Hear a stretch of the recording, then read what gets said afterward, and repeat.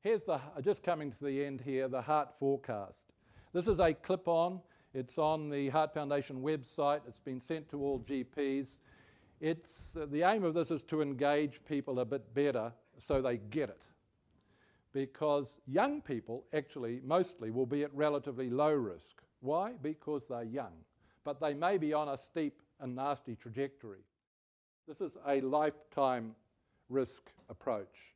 I think it's likely to be very helpful for counselling, particularly with younger people, or people of any age, up to middle age. Older age, the high risk becomes more self-evident. Is cardiovascular risk assessment management systematically in primary care. It's like they're under our noses to be done. One heart, many lives. To the left is all the public health, the population health, the community and school stuff, which we're large on. And to the right is the heavy-duty, expensive secondary, tertiary care, where most of the $12 billion goes.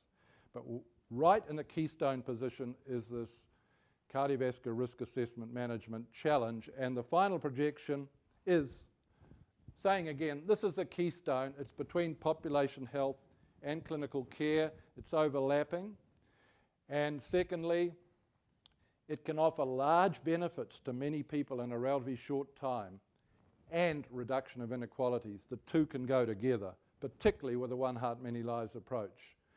Finally, just think about the time scale of this. The obesity epidemic, it's like a bloody super tanker. It's going to take decades to turn. And the last New Zealand Population Health Survey data show adult obesity continuing to go like that. 26% of adult New Zealanders obese. The good news is children may have levelled. Looking at these survey data and the one before 2002-03, there's no difference. So children may have levelled. So good stuff may be happening in the community. But that is the far horizon. The intermediate horizon is what's going on in the community with education and in the schools, all of which is great. But the individual cardiovascular risk is the now. It's the low-hanging fruit. And again, we can offer this to people right away, this week, this month, if we can get it together. Aspirin is indicated for all people who had a cardiovascular event, a heart attack or a stroke, no question. The benefit is very large. There is a risk with aspirin treatment, which is the risk of GI bleeding and hemorrhagic stroke. And that risk is the same for everyone.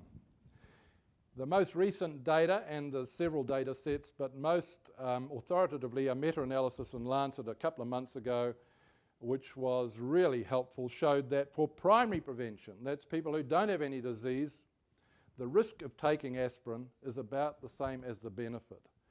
And actually, if those higher risk people who might consider taking aspirin for primary prevention are already on a statin, then their risk is lower. And actually, the risk of taking aspirin probably equates with, may even exceed the benefit of taking aspirin on top of a statin if you get it. So what I'm saying is, there's the risk of aspirin. But if you're at very high risk of an event, this is secondary prevention, aspirin is good-o.